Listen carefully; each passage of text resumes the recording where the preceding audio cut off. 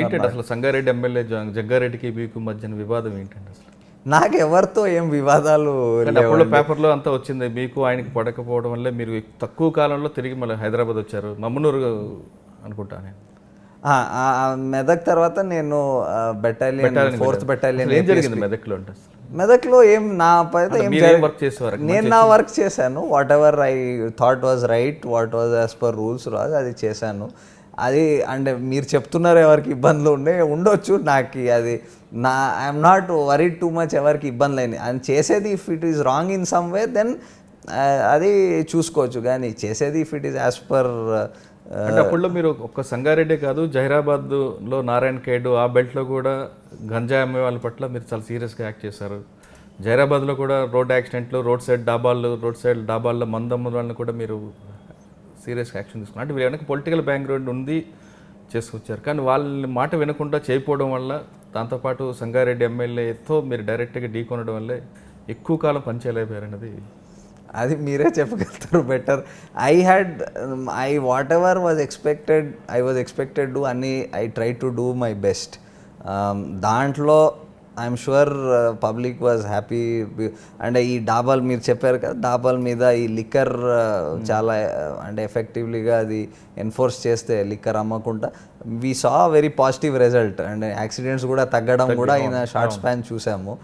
And general law atmosphere కూడా అక్కడ చాలా ఇంప్రూవ్ అయిందని పబ్లిక్ చెప్పారు. నేను కూడా చూసా. అంటే మెదక్ జిల్లాలో ఎక్కువగా 2 నేషనల్ హైవే వెళ్తాయి, రెండింటి దగ్గర కూడా మీరు అది చేసాం. బికాస్ ఫస్ట్ మాకు తెలిసింది ఏమంటే, ఒకటి ఈ యాక్సిడెంట్స్ జరిగే కారణం ఈవినింగ్లో ఇక్కడ లిక్కర్, వెదర్ ఈ ట్రాన్స్పోర్ట్ ఆపరేటర్స్, ట్రక్స్ డ్రైవర్స్ వాళ్ళు కావచ్చు, లోకల్ ఊరు నుంచి వచ్చి కూడా తాగేవారు. సో అదొకటి బంద్ చేస్తే అది డైరెక్ట్ ఇంపాక్ట్ యాక్సిడెంట్స్ మీద వచ్చింది.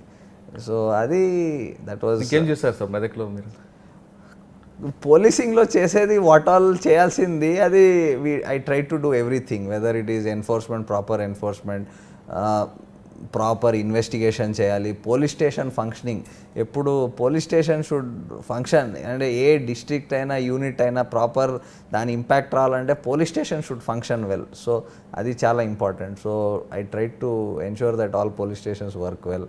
అంటే ఇవన్నీ మీరు మీ బుక్స్లో చదువుకుందా, లేదా నాన్నగారిని చూసి నేర్చుకొచ్చిందా?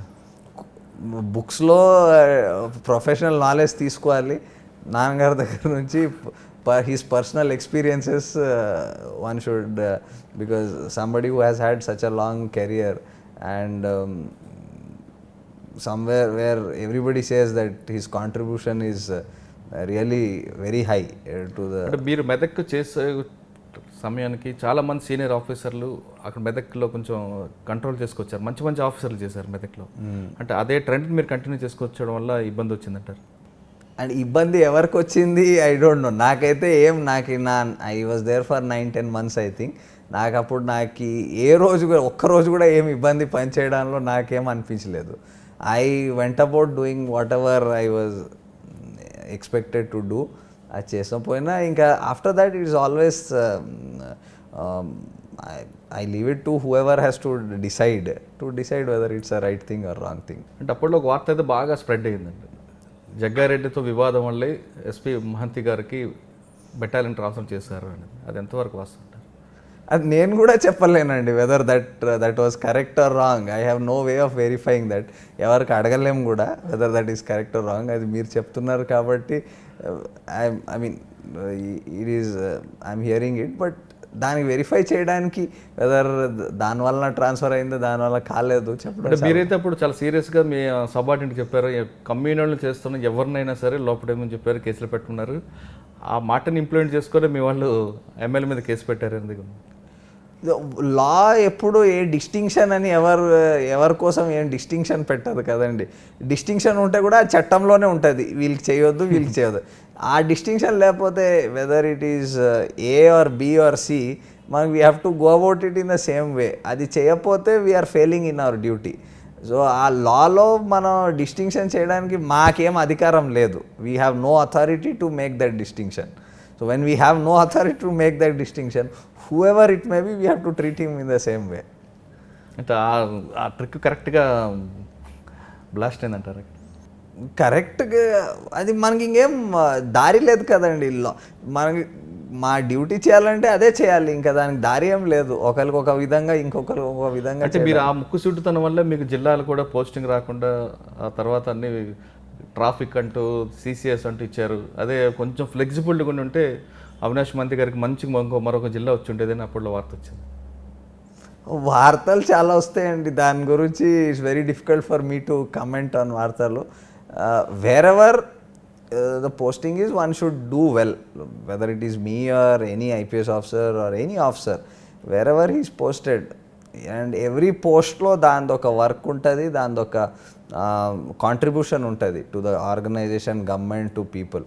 కొన్నిట్లో పబ్లిక్ ఇంటర్ఫేస్ కొంచెం తక్కువ ఉండొచ్చు, కొన్నిట్లో ఎక్కువ ఉండొచ్చు, బట్ ఎక్కడ ఉన్నా there is lot to contribute. ఆ contribution if one is able to do to the best of one's ability, I think there is nothing better than that. Medak నుండి next Bammanur battalion, 4th battalion అప్పుడు 4th battalion APSP under in Mamnoor. అక్కడ I was there for 5 months, but అక్కడ I tried whatever to ఈ deployment మంచి చేయడం, వీళ్ళది training improve చేయడం, ఉన్న యూనిట్స్ ఎక్కడెక్కడ మా బెటాలియన్లో జనరలీ డిఫరెంట్ ప్లేసెస్లో డిప్లాయ్ ఉంటారు డ్యూటీస్కి, లా అండ్ ఆర్డర్కి సపోర్ట్ చేయడానికి. సో అక్కడ వాళ్ళ కండిషన్స్ అంటే వాళ్ళ వెల్ఫేర్ చూసుకొని వాళ్ళ లివింగ్ కండిషన్స్ కొంచెం ఇంప్రూవ్ చేయడం, ప్లస్ వాళ్ళ జాబ్ సరిగ్గా చేస్తున్నారా లేదు, దాంట్లో సరైన ఇంట్రెస్ట్ తీసుకున్నారా లేదు, వాళ్ళ వెపన్స్, వాళ్ళ ఎక్విప్మెంట్ అంతా సరిగ్గా వాడుతున్నారా లేదు, అది అనుకుంటున్నాను.